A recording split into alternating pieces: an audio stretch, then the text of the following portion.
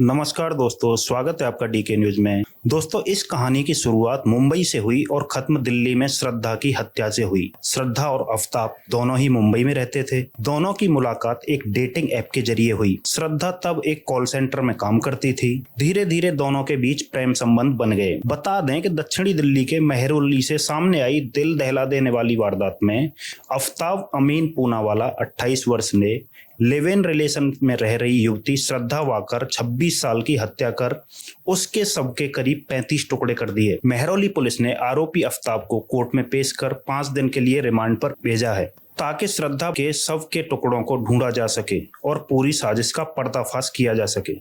Police को सोमवार शाम तक शव के 35 टुकड़ों में से करीब 13 टुकड़े मिल गए हैं। सभी टुकड़े हड्डियों के रूप में मिले हैं। आरोपी ने बताया कि उसने 18 मई को श्रद्धा की गला दबाकर हत्या की थी। उसके बाद शव के टुकड़े घर के बाथरूम में रखे और टुकड़ों को धोकर पॉलीथिन में पैक कर फ्रीज में रख दिए। इसके बाद पिट्ठू बैग में शव के एक टुकड़े को रखता था और जंगल में फेंक कर आ जाता था। इस तरह वह करीब 22 दिन तक शव के टुकड़ों को फेंकता रहा। वह 22 दिनों तक शव के साथ में घर में ही रह रहा था। हर रात 2 बजे वह टुकड़ों को मेहरौली के जंगलों में फेंकने जाता था। मेहरौली पुलिस ने करीब 6 महीने के बाद जब आरोपी युवक को गिरफ्तार किया तो उसने ये सनसनीखेज खुलासा किया। आरोपी युवक का कहना है कि दोनों एक दूसरे पर संदेह करते थे। उसे शव को ठिकाने लगाने का आइडिया विदेशी क्राइम सीरियल डेस्टर से आया था। आफताब पुलिस को ये कहकर गुमराह करता रहा कि झगड़ा होने के बाद श्रद्धा छोड़कर चली गई है। पुलिस ने सख्ती से पूछताछ की तो उसने सच उगल दिया। आफताब को किसी तरह का कोई पछतावा नहीं है। दक्षिणी जिले के अतिरिक्त पुलिस आयुक्त अंकित चौहान ने बताया कि श्रद्धा मलाड मुंबई में रहती थी और आफताब भी मुंबई का रहने वाला है। दोनों की बोवल डेटिंग ऐप के जरिए दोस्ती हुई थी। जब ही दोनों में प्यार हो गया और मुंबई में सहमति से संबंधों में रहने लगे। कुछ समय बाद भी इनमें झगड़ा शुरू हो गया। ये एक दूसरे पर संदेह करते थे। इस कारण इनमें झगड़ा होता रहता था। इनको लगा कि वह बाहर घूमने जाएंगे तो सब ठीक हो जाएगा। ये हिमाचल प्रदेश घूमने के बाद दिल्ली आ गए। दोस्तों, 15 मई को इन्होंने छतरपुर मेहरौली में किराए पर कमरा लिया। तीसरे दिन ही 18 मई को इनमें झगड़ा हो गया और आफताब ने एक हाथ से श्रद्धा का मुंह दबाया। जब श्रद्धा चिल्लाने लगी तो आरोपी ने दूसरे हाथ से उसकी गला दबाकर हत्या कर दी। इसके बाद उसने शव को बाथरूम में रख दिया। उसने शव के चापड़ से करीब 35 टुकड़े किए और फ्रिज में रख दिए। वह रात 2 बजे फ्रिज से एक शव का टुकड़ा निकालता और मेहरौली के जंगलों में फेंकाता। वही आरोपी आफताब को पता चला कि शव को घर में रखने से बदबू आएगी।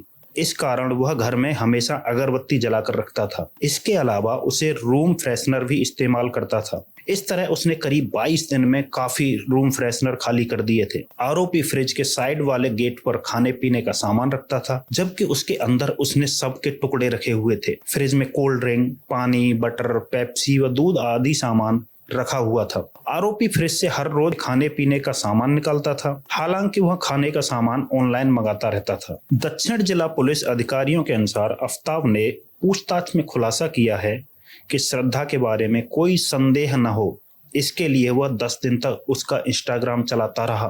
अगर मृतका का कोई दोस्त उसे मैसेज भेजता था तो वह उसका भी रिप्लाई देता था। 10 जून के बाद उसने मृतका का इंस्टाग्राम व मोबाइल बंद कर दिया था। इसके बाद श्रद्धा के दोस्तों को उसकी चिंता सताने लगी थी। दोस्तों, 14 सितंबर 2022 को श्रद्धा के भाई श्रीजय विकास को उसके एक दोस्त लक्ष्मण नाडन ने फोन कर बताया कि उसका फोन पिछले 2 महीने से बंद आ रहा है।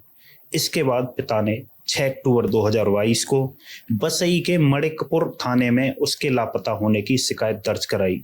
श्रद्धा वाकर हत्याकांड में पुलिस की जांच जैसे जैसे आगे बढ़ रही है, वैसे वैसे एक के बाद एक सनसनीखेज खुलासे हो रहे हैं, जिसे सुनकर हर कोई सन्न है। श्रद्धा के साथ हुई हैवानियत को सुनकर लोगों के मन में गुस्सा है।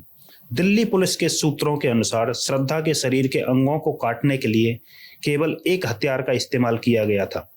आफताब ने शरीर के अंगों को काटने के लिए एक छोटी आरी का इस्तेमाल किया था। हालांकि आरी अभी तक बरामद नहीं हुई है। दोस्तों, ये इतनी विभत्स घटना थी कि इससे हर किसी के पैरों तले जमीन खिसक गई। दिल्ली में ये क्राइम जो हुआ था हर किसी की जुबान पे था, हर न्यूज चैनल पे था।